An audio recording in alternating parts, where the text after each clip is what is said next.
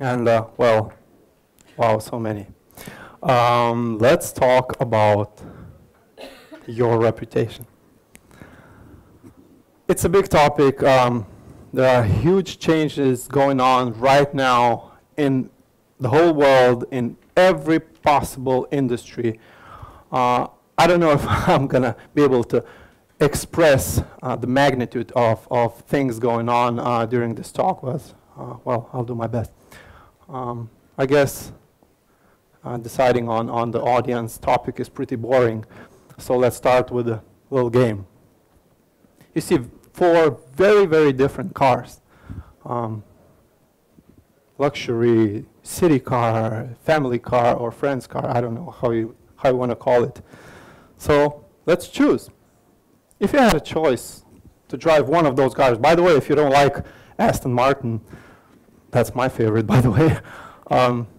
Big Ferrari, I don't care, as long as it's a sport luxury car. So let's choose. Which car would you like to drive?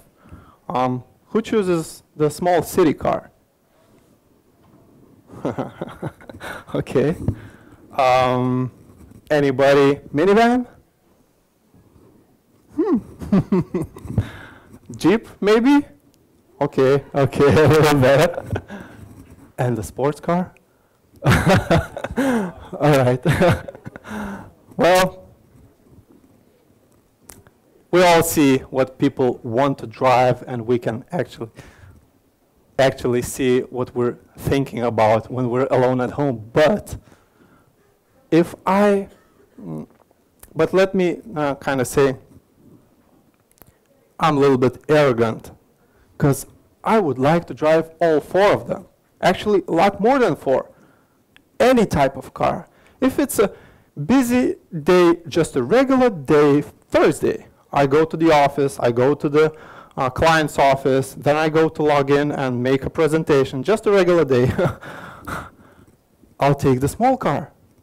But if I'm going on a Saturday night and I want to impress somebody, I'm not taking this small car, I'm taking that one.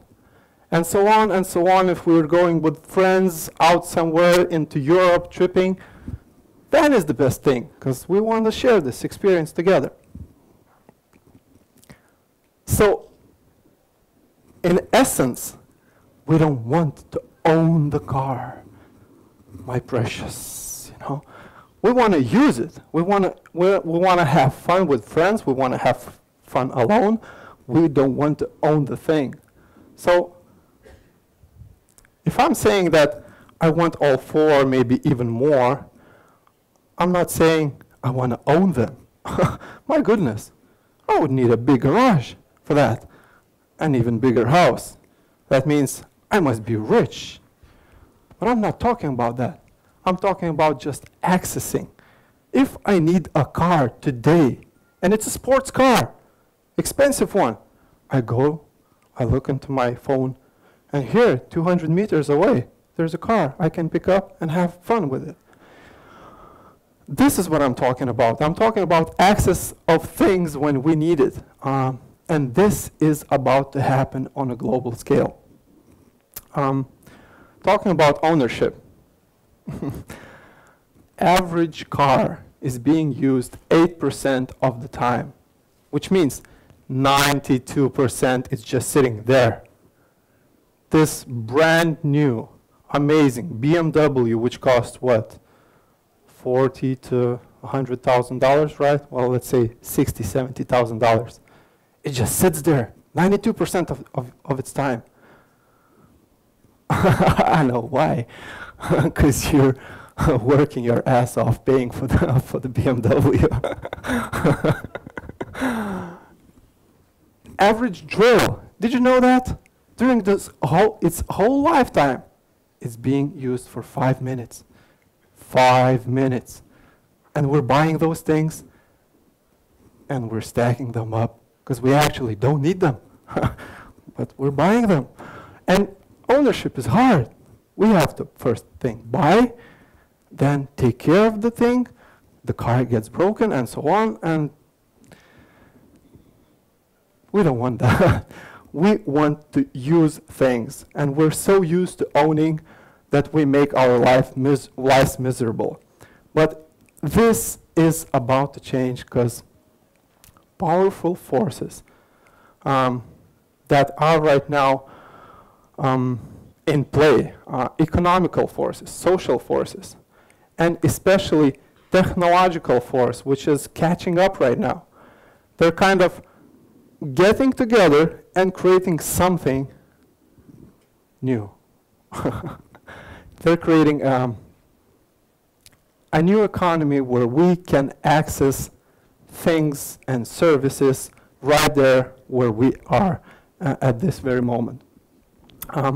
It's not my idea. I've been studying this phenomenon for quite a while, around 5 years, I guess, if counting right. And so it's not just my idea. It's well, for example, Rachel Bossman says that those forces that are shaping this change, this transformation, this evolution, it's nothing new. We used to share things. Like 10 years ago, if you would want to borrow my car, if I know you, and if I know you're driving well, I might as well just give it, but I would be a little wary. If you want to stay at somebody's home, if it's your friend in Kaunas or another city, yeah, that's really possible. But today, you can go to Paris and to New York and stay at absolute strangers' house without ever meeting this person beforehand and have a great experience. And this kind of scale is possible because of the changes that I hope I will tell. This economy has many names. Some call it sharing economy, some call it collaborative economy, some call it crowdsourcing, peer-to-peer, and so on. I believe there will be many more names. One thing is certain: they all bring certain set of values and virtues. So what are those? First of all, sharing economy brings us access. We don't need things to own, because, well, think of it.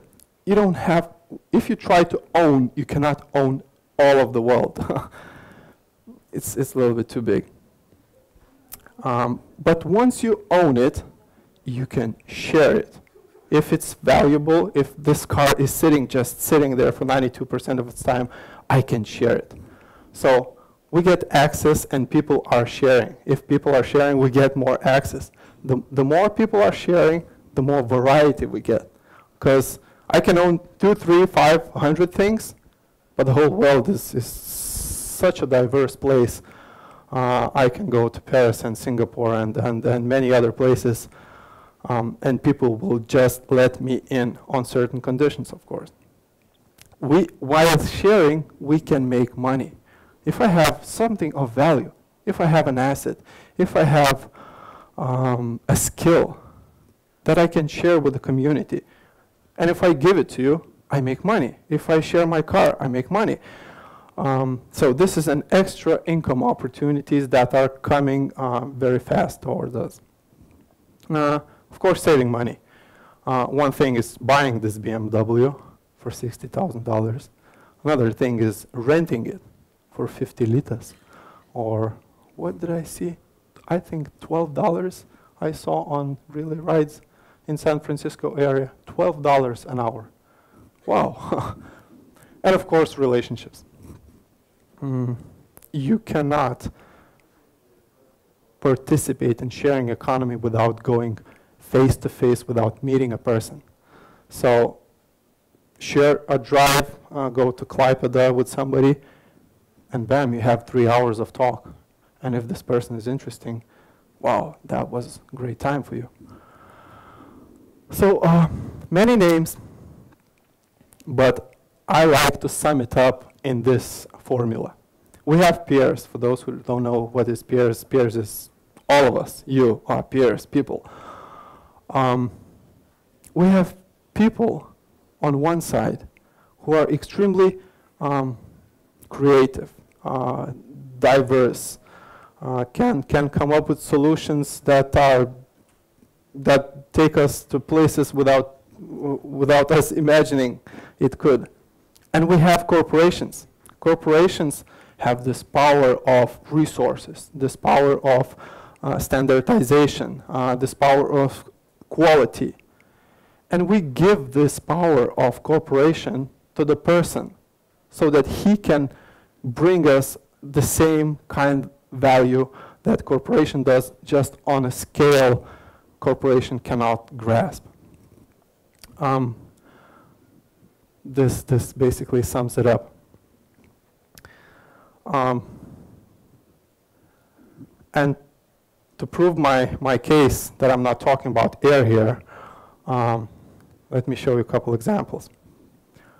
Zipcar and Really Rides, two very, very different companies.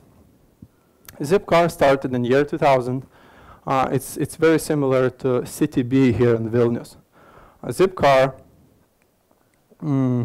buys its own cars and rents it for you, just like City B. Really Rides is a very different bird.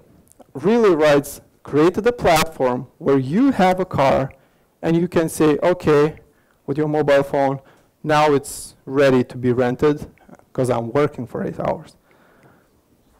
So it lets people rent other people's cars. It took Zipcar 6 years to get to first 1,000 cars. It took Really Rides 6 months. And they're not stopping there. Another good example is carpooling. Carpooling is a little bit different. When I'm going somewhere, I can grab somebody and we can share the ride together. As you can see, already 1 million people are being transported each month, and the trend is growing. People basically, what it means, I'm going out into the street, I grab my phone and I check, okay, I need to go to work, is somebody else going? System matches me up with this guy, he comes up, he picks me up, and we're going together. Etsy is a network of people who are selling their own craftsmanship. Well, as you can see, it's growing. Fiverr, it's a little bit different. Fiverr, you post your, what you can do for $5. I can create an audio, I can create a drawing or something, and you pay me $5. It's simple tasks here. And people are posting like crazy. Topcoder is very different company. Topcoder is a company of extremely difficult projects and high-end programmers. These projects are super difficult. Topcoder has a process of making sure that quality is delivered by this peer network of programmers. As you can see, the model is working. So you are working in some field. This will touch any field out there within, I don't know how many years, but it definitely will. Sharing is coming to basically all areas where people can give their value to this topic. So why now? Well, as I was saying, certain forces are getting together. We have the manufacturing factor. We have economics. We have social structure, which means, by the way, there's a study which says that average Facebook user is 3 times more likely to trust a stranger than a person who doesn't use internet. 3 times more likely. So basically, we are getting used to an idea that people are not that bad. They can be trusted. So why now? Because technology and those social forces come together and they bring us trust. trust into people we never thought we could trust. We used to trust our friends and peer network. Now we can trust somebody on the other side of the world, and if I go out into San Francisco and I need a car, I can get it, because this allows it to become a global process. Okay, so third part about online reputation.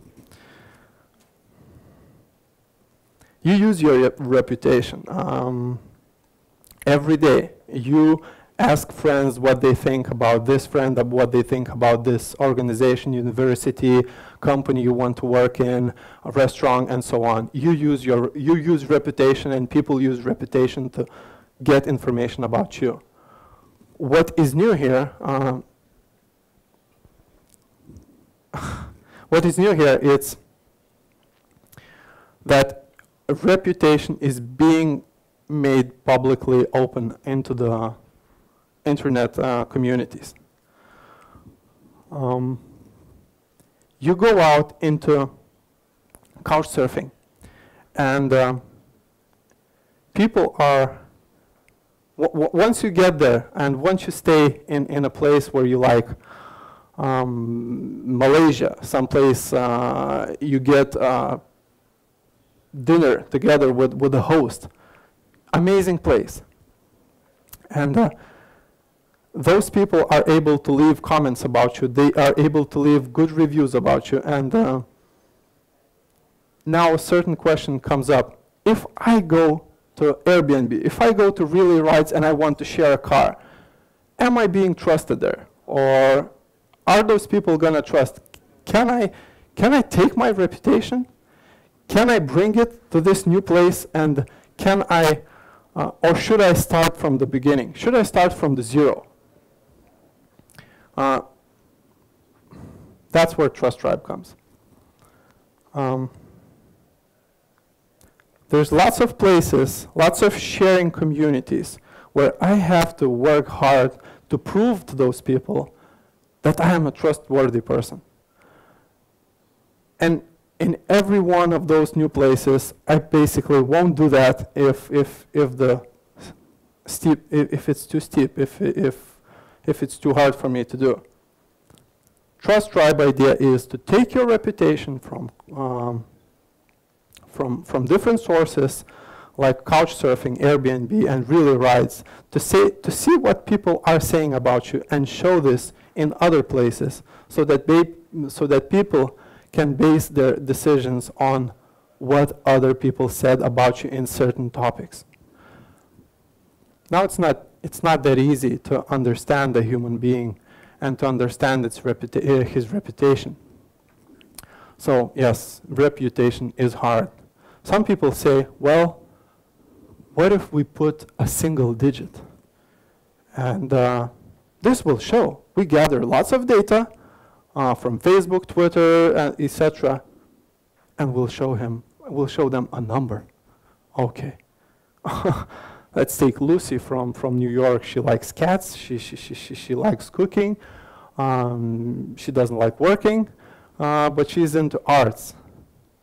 And number 622. What does it say about Lucy? I guess not much. It's just like credit scores. We used to have them, but nobody really knows what they mean. So one digit is not enough. Some people say stars will solve everything. We'll just let people rate by 5 stars. Well, but really? Are we back to school? Or now we get a great dinner. You're a host in Malaysia. You have this pretty house, this lake, and mountains, and was amazing Asian food served at your home. I was just sitting like this and eating. And now I have to rate you. Do I give you 3 stars or 4 stars? Well, I like you, so I guess I'll give you 4, not 5.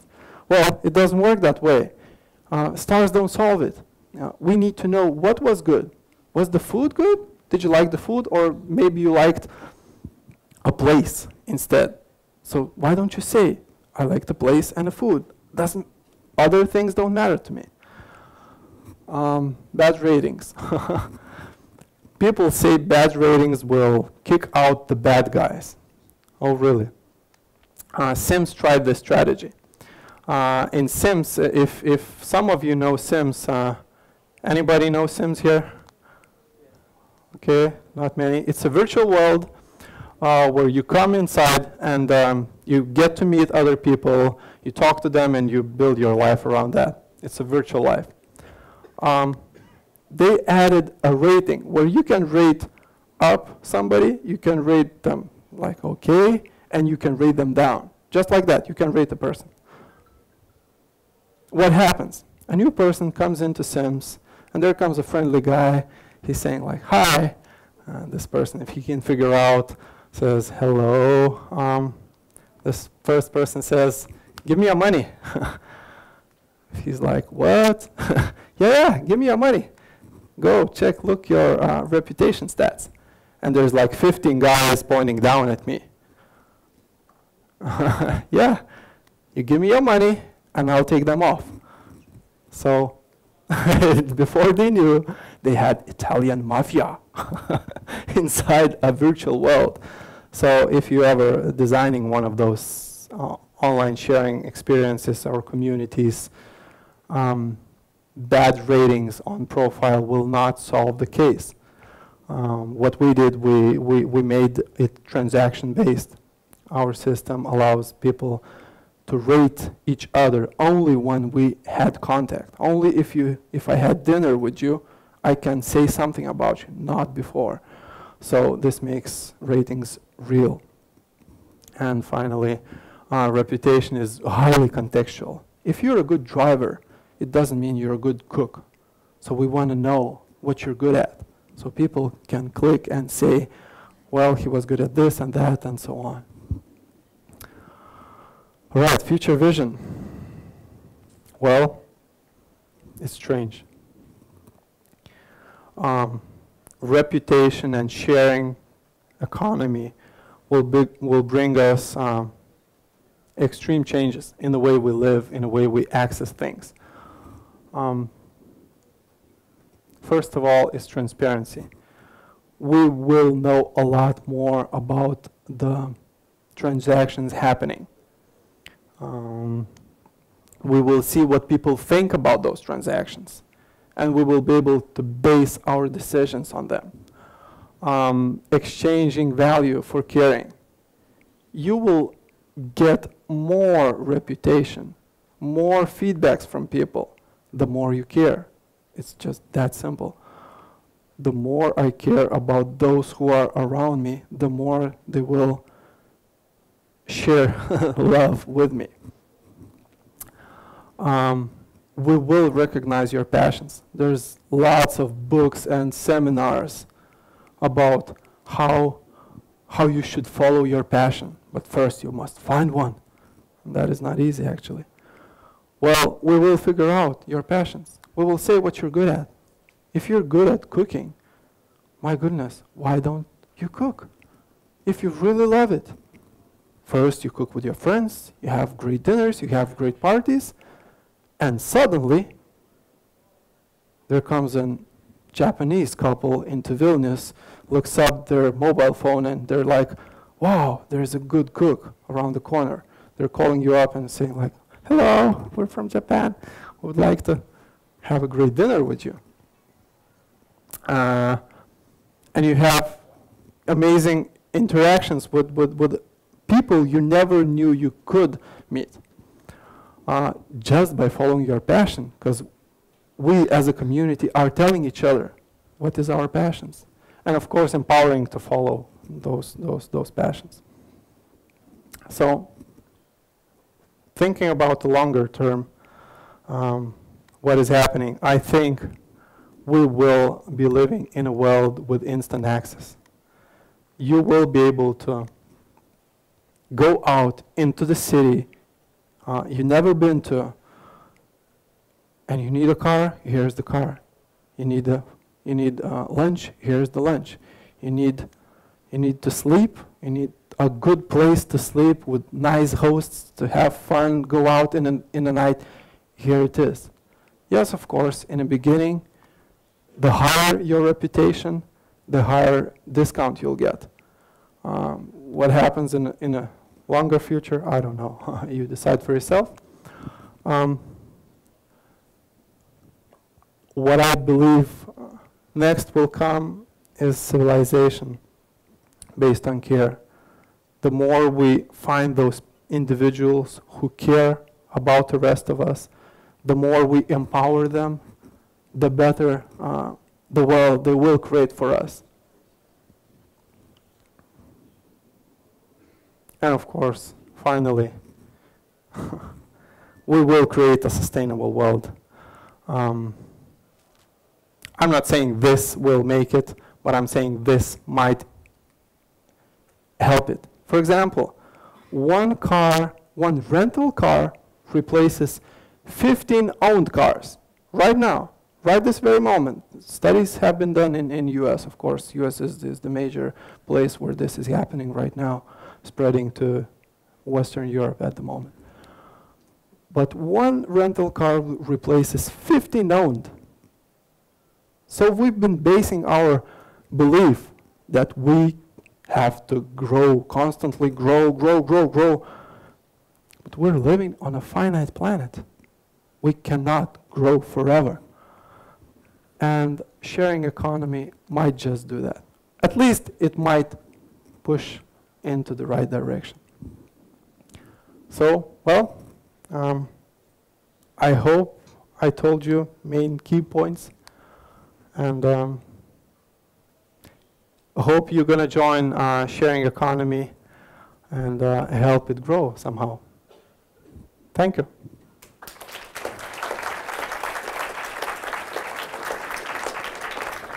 And hope sharing economy will make your life a lot easier. Because owning things is hard. Any questions? Do you have some API for developers to just get your data about scores about people and just to show that data on their platforms or apps or whatever? Yeah, not yet. We don't have an API. The question was, are we able to share our data so that other companies can import it through the API? Not yet. We're a startup, but it's down the road, I think, in the summer, somewhere, second half of it. You told that you're going to gather all the data from like Facebook, Twitter, and everywhere. How are you going to get all that information from these websites, like about person? Because if I understand, like, it's a very good idea, but if it's only your project, then you have to get all Yes. the new rates of users. Yes. I understood the question. The question was, how are we going to gather the data from all of the different places? Well, some of them are open, so we can just get the data. You say who you are on Facebook, and some of the data we already can get. Some of the data you have to allow us to get. But most importantly, what we're talking about is sharing economy portals, where a portal like Really Rides, where they share cars. And what's most important for us is to get what other people say about you when you've driven this car. So what we're going to do, we're going to integrate our system into those systems. What we're going to create is a good reputation system that so that they don't have to create it for themselves. Creating a reputation system is hard. There's lots of challenges and lots of trees in this forest. So we will make sure our system does the job really well. But as I imagine, it would be very hard even to get like a reference list directly from Couchsurfing. They may say like, we don't want to share this information about the user. Yes, So I understand. it's very hard to get a contract, like to get all this information. Well, not really. With Couchsurfing, yes, it's hard to get contract with them. But what we're creating a system for small startups in this area so that they can integrate it and they get the benefit of a good reputation system first. And in the meantime, the more users grow with this system, the more users they will get from our system as well. This will become for them like a marketing tool, I guess. You mentioned that it's hard to get data from couchsurfing. Can you mention the details, why it's hard, and what doesn't allow you to get that data? What we want to do, we want to integrate with couchsurfing and other systems. Couchsurfing is a big platform. It's not gonna get overnight the switch. They will do it only when they really feel this will bring them certain level of benefits. With small companies, it's different. We will give them a pretty decent system, actually good system, which they would rather have to code themselves. It's like Discuss browser, Discuss chat platform, which you can embed into your blog. It's a good system that you would either have to code yourself or you can embed it. So we're offering embedding a good reputation system for, first of all, for startups, and eventually will grow to companies like Couchsurfing. Yeah, but now you're talking about embedding your system to Couchsurfing, but I'm asking about data from Couchsurfing because there are a lot of shares and comments and stars and ranks about people, and I think it is the data which is very useful for you. Yes. So why you cannot get that data to your system from Couchsurfing? We can. If the user allows us to take his data and, for example, gives his credentials, yeah, we can. Not yet, we haven't, it's a certain thing which you have to code first, but yes, we can do this. And this is possible from technological point of view. Okay. Thank you.